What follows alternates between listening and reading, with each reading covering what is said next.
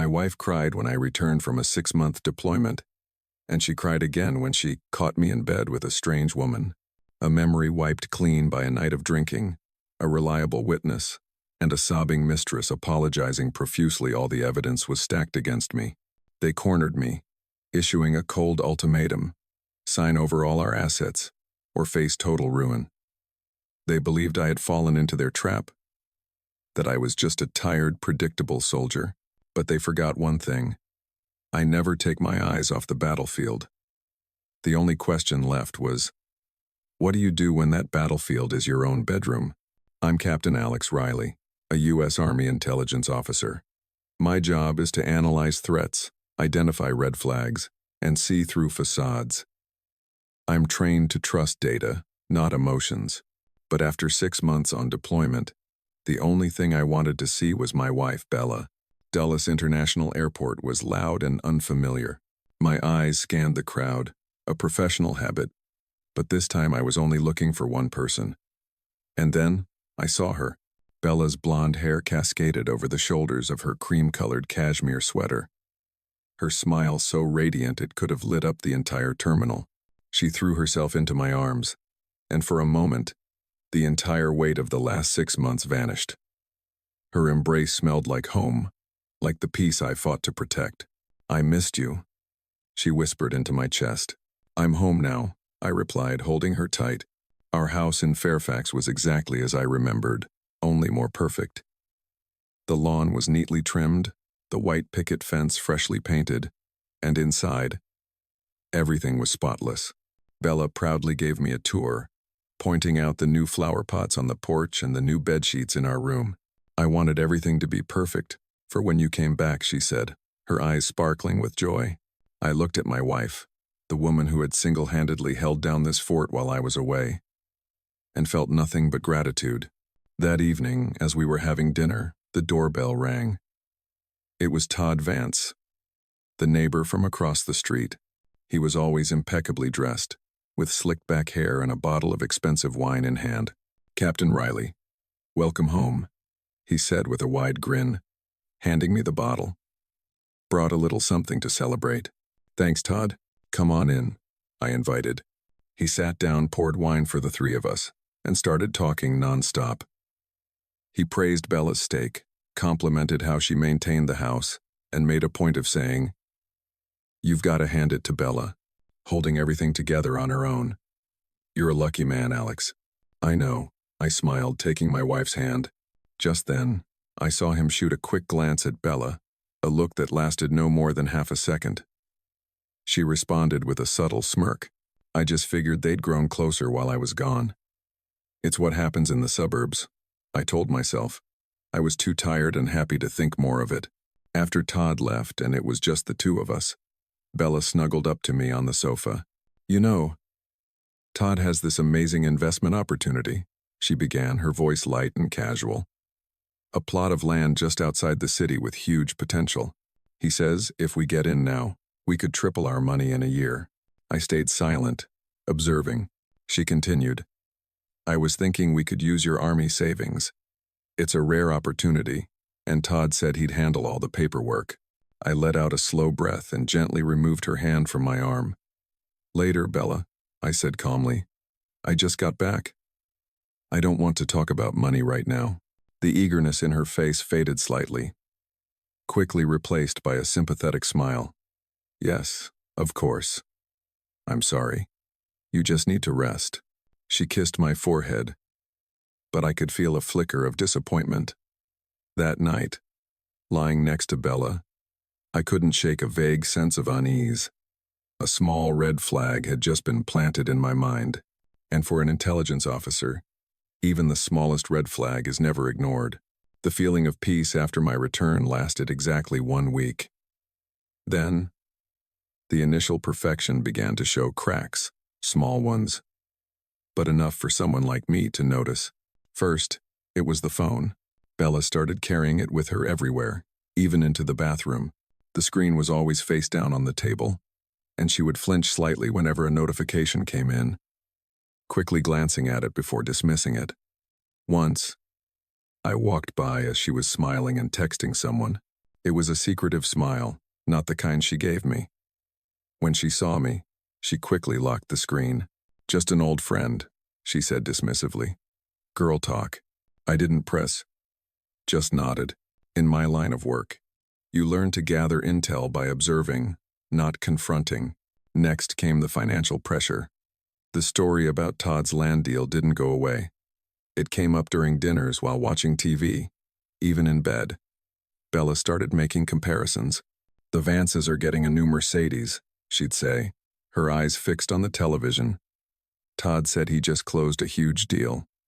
If only we were a little more aggressive." Her words weren't accusatory, more like small needles, pricking at the sense of security I was trying to rebuild. As if the quiet life I had wasn't enough. And then, there was the scent. It was a Saturday afternoon. I came back from a run to find Bella talking with Todd in our front yard. They were standing a little too close, and as I approached, Todd patted her on the shoulder before greeting me. That night, as we were getting ready for bed, I hugged her from behind and smelled it. A strong, spicy, and very distinct men's cologne. It was Todd's, no doubt. It was on her hair. And her sweater. "Where'd you go that you smell so good?" I asked, trying to keep my voice casual. Bella seemed to tense up. "Oh. I stopped by the Vances for a bit to see their new garden plans. I must have picked up the scent there." She quickly went into the bathroom. The explanation was plausible, but it didn't explain why the scent was so strong. As if it had been there for hours. That night I lay awake. 3 red flags. The secret phone. The constant financial pressure. And now, the undeniable scent. The soldier in me knew this was a pattern, a series of connected events. But the husband in me wanted to dismiss it all. Maybe I was being paranoid. Maybe the stress of my job had me seeing threats everywhere. I decided to give it and her more time. I would observe, but I didn't know that time was running out, and the opposition was already several moves ahead. The red flags kept coming, but I still chose to observe in silence. That was a mistake. I should have acted sooner. A week later, Bella seemed to sense the tension in the house. She suddenly became affectionate, taking the initiative to make amends. "I'm sorry for pressuring you about the money," she said one evening, her voice full of remorse. "You just got back. I should have let you rest. Tomorrow night, I'll cook a special dinner, just the 2 of us, to make it up to you, okay?" I was swayed. I wanted to believe my suspicions were baseless, that we could go back to how things were. I agreed. The dinner the next night was indeed perfect. Candles, wine, and all my favorite dishes. In the middle of the meal, Bella deliberately brought up the old subject. "I'm still thinking about that land deal," she said, her voice sad. "I feel like you don't trust my judgment." "That's not it, Bella," I replied, starting to feel weary. "I just need time." The small disagreement quickly escalated into a fight. Her voice grew louder, full of hurt. "You're always like this. You always think you're right. I don't feel respected in my own home." Then, dramatically, she stood up, tears welling in her eyes. "I can't stay here anymore. I need some space. I'm going to stay at my friend's place for the night so we can both cool down." She grabbed her purse and car keys and stormed out the door before I could say another word. I sat there, stunned and frustrated as the door slammed shut. I poured myself a stiff drink, then another. Guilt and anger churned inside me. A short while later, the doorbell rang. I thought it was Bella, but it wasn't. It was Todd Vance. "Hey man."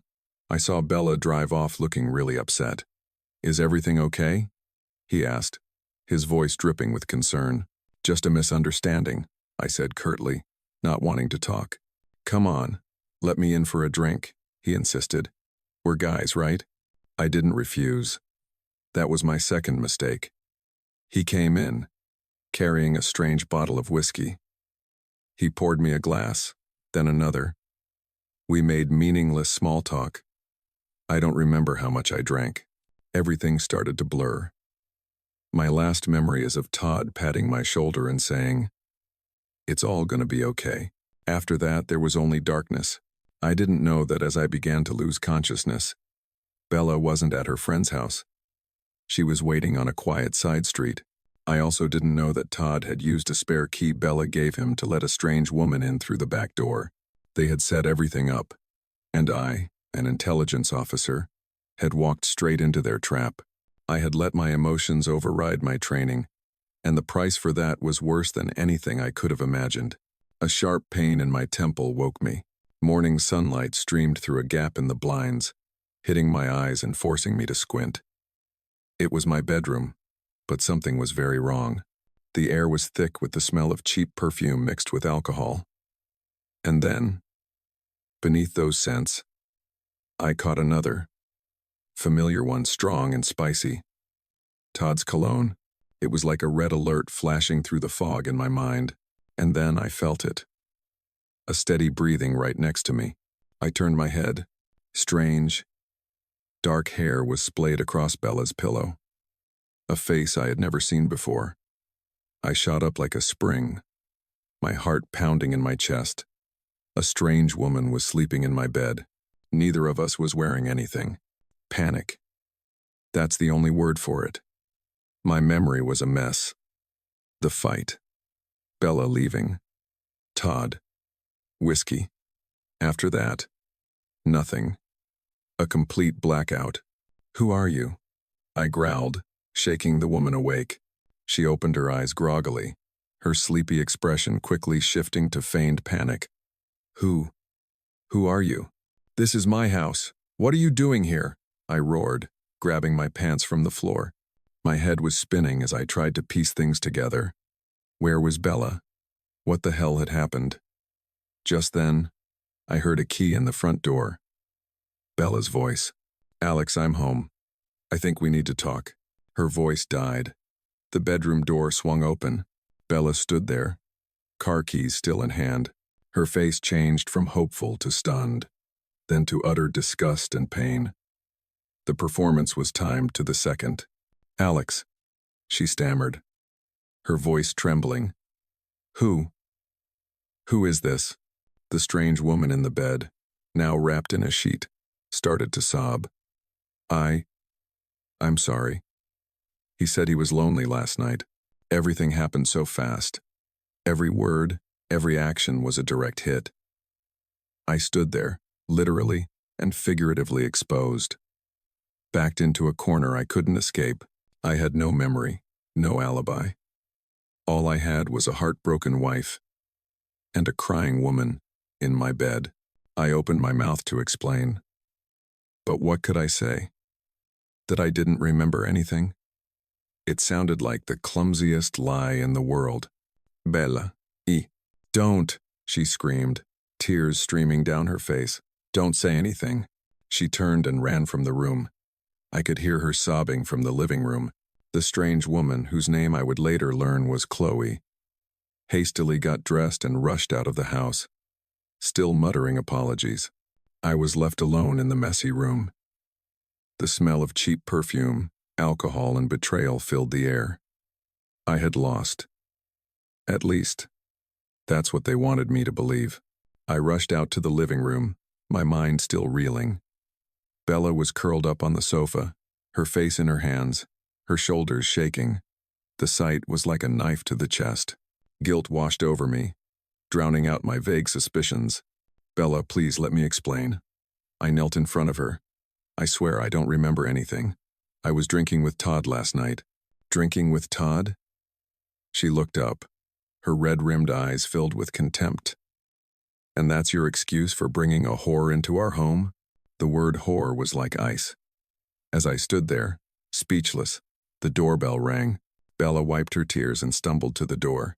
Todd Vance stood there, holding a box of donuts, his usual smile plastered on his face. "Good morning. Brought some breakfast over to see how." His smile vanished as he took in the scene. "Oh my God. What happened?" "You two look." Bella burst into tears again, burying her face in Todd's shoulder. "He cheated on me." "Todd," she sobbed. He brought someone else into our bed. Todd looked at me, his expression shifting from surprise to profound disappointment. He comforted Bella, his voice filled with outrage. Alex, I can't believe this. I could tell you weren't yourself when I left last night. But I never thought you'd do something like this. He was lying. He was the one who got me drunk. But in that moment, his words were the final nail in my coffin. He was the witness, the good friend comforting my wife. I was the villain. It wasn't like that. I tried to protest, but my voice was weak. Enough, Bella shouted, pushing away from Todd and staring directly at me. I don't want to hear any more of your lies. It's all perfectly clear. She took a deep, steadying breath, her voice now as cold as ice. I've already called my lawyer. We're done. I was stunned. It had all happened too fast, too perfectly. A well-staged play. And I was the only actor who didn't know his lines. For the sake of your military career, and because I don't want to turn this into an ugly public spectacle, she continued, her tone dripping with false magnanimity. I won't drag this through the courts. Just sign the divorce papers and the agreement transferring all our shared assets, the house, the cars, the savings to me. Consider it compensation for the pain and humiliation you've caused. She looked at me, her eyes no longer filled with pain, but with a challenge. That's the minimum price for my silence. Otherwise, I'll make sure command knows exactly what one of their intelligence captains does behind his wife's back. The threat was made. The ultimatum was on the table. They had calculated everything, from breaking me down with guilt to cornering me with a threat to my career. I looked at Bella, then at Todd standing beside her with his fake sympathetic expression. I knew I was being set up. But at that moment, I had nothing. I could only do one thing. Fine, I said, my voice hoarse. I agree. The moment I said it, I saw a flash of triumph in Bella's eyes, a cold glint she quickly extinguished behind her mask of sorrow. Todd patted my shoulder, a gesture full of fake sympathy. I'm so sorry, man, he said. Call me if you need anything. I just nodded. The door closed, leaving me alone in the silence. But it wasn't the silence of defeat. It was the silence of a battlefield after the first volley. And I was the lone survivor, assessing the damage. The panic was gone. The guilt had been replaced by a chilling clarity. An intelligence officer never accepts a scene at face value without analysis. And this scene had too many holes. Instead of cleaning up the mess, I took out my phone. I systematically photographed everything. The disheveled bed, the cheap earring on the floor, the leftover whiskey, and especially the strange bottle Todd had brought over. I put on a pair of medical gloves from my first aid kit, carefully placed the glass I had used into a Ziploc bag, and sealed it. There was something in that glass besides whiskey.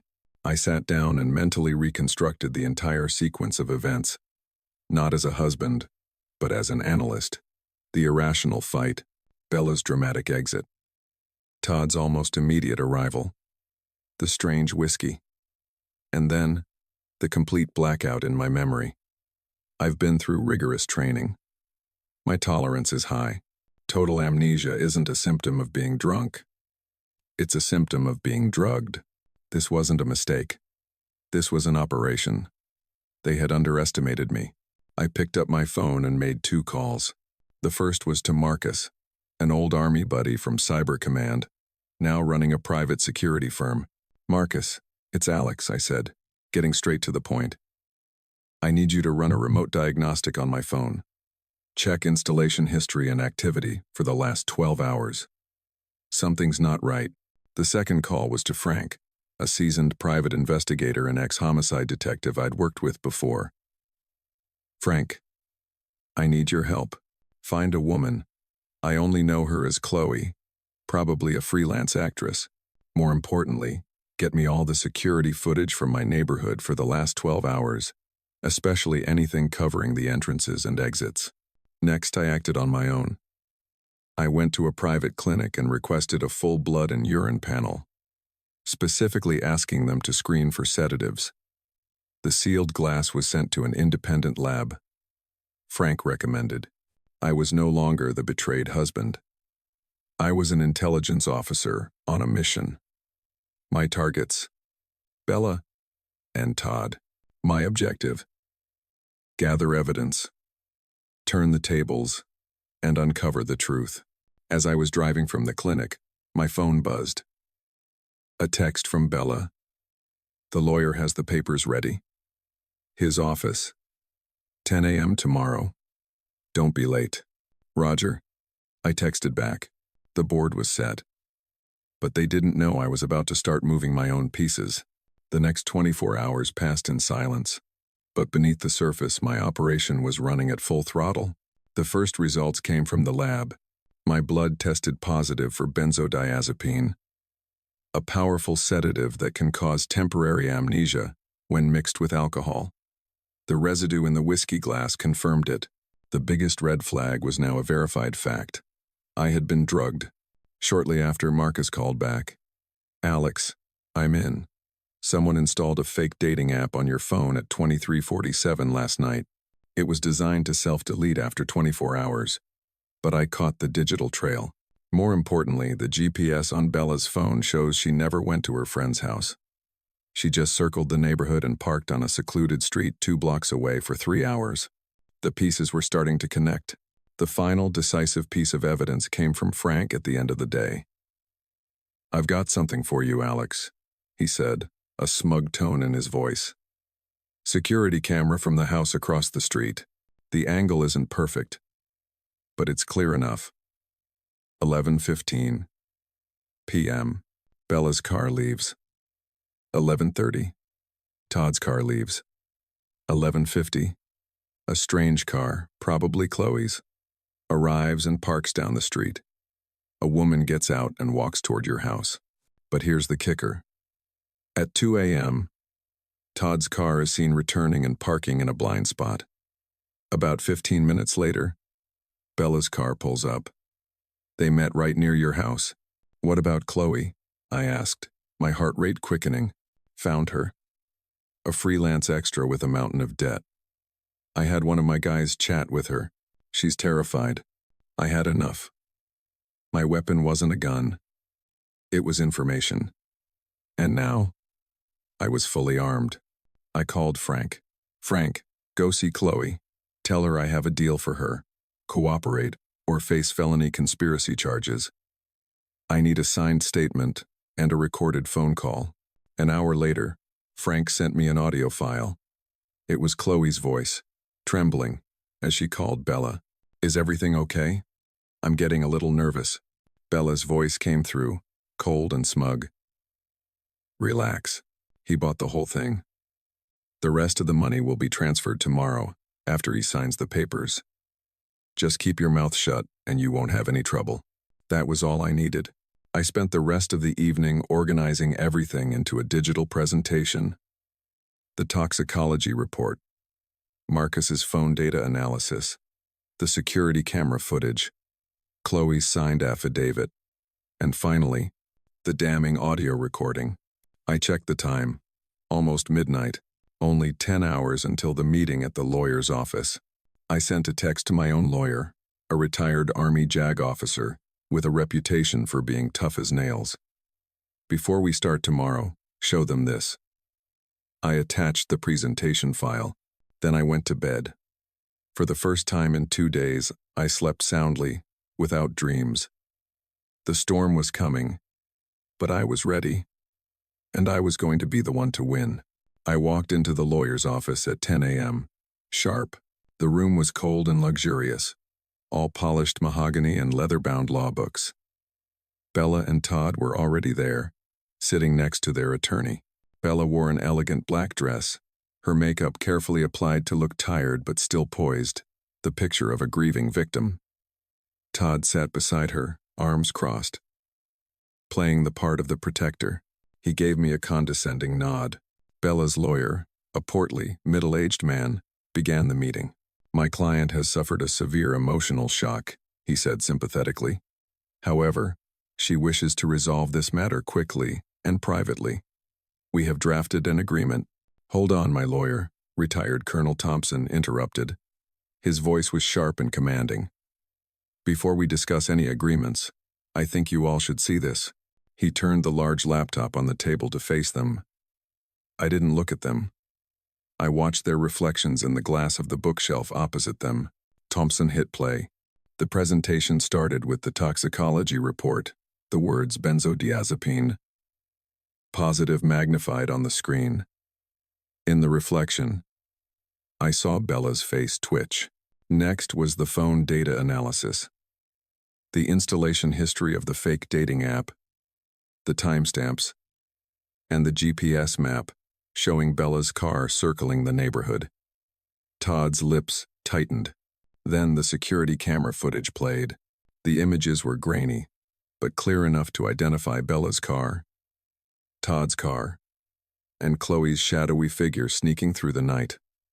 I saw Todd's hand clench into a fist under the table. Thompson saved the best for last. He played the audio file. Chloe's trembling voice filled the room. Is everything okay? I'm getting a little nervous. And then Bella's smug, cold voice echoed. Relax. He bought the whole thing. The rest of the money will be transferred tomorrow after he signs the papers. Just keep your mouth shut and you won't have any trouble. The recording ended. The silence in the conference room was heavy as lead. I looked directly at them for the first time. Bella's face was as white as a sheet. Her victim mask had shattered, revealing pure, unadulterated panic. Todd stared intently at the tabletop, his jaw clenched, refusing to look up. Their lawyer looked just as shocked. So, Colonel Thompson said, his voice calm but powerful. Now let's discuss a new agreement. Our agreement. He slid a thin folder across the table toward them. This is an uncontested divorce petition. Bella will not receive a single cent. Second, this is a demand for compensatory damages for emotional distress, investigative costs, and legal fees. The number is non-negotiable. Both of you will be held jointly responsible for payment, Bella's lawyer stammered. This is extortion. No, Thompson cut him off. This is a choice. The other option is that this entire file goes directly to the Fairfax County District Attorney's Office, along with charges of conspiracy to commit fraud, perjury, defamation, and assault by poisoning. You can do the math on how many years that will be. Bella started to cry. But this time, it wasn't an act. These were tears of defeat and fear.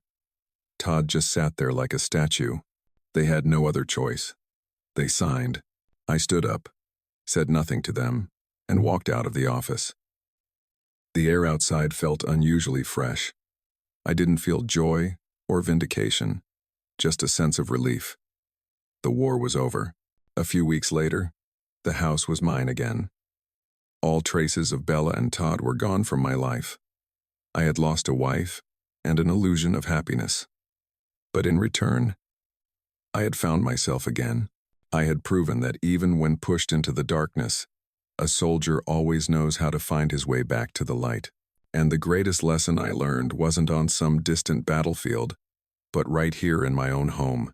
Never underestimate your opponent, but never, ever doubt your own instincts.